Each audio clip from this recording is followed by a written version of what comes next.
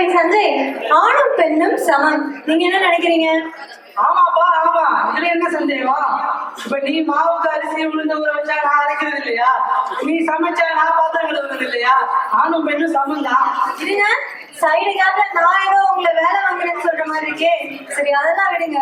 2025ல பெண்ணியமும் சம உரிமையும் பேசுறதுல எந்த ஆச்சரியமும் இல்லை.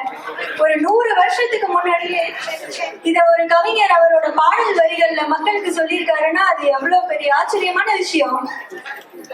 யாரே நம்ம மகாகவி பாரதியார் தானே. அடுத்து நம்ம மகாகவி பாரதியார் இயற்றிய நெஞ்சுக்கு நீதியும் என்ற பாடலை பாட வர்றாங்க காணு விருது இசை பள்ளி மாணவர்கள். ஒருங்கிணைப்பாளர் மற்றும் இசை ஆசிரியர் பிரியா ஸ்ரீனிவாசன், பங்கு பெறுவோர் மதி, ஸ்மிருதி, நிக்ஷித், சஷ்மிதா, தீக்ஷிகா.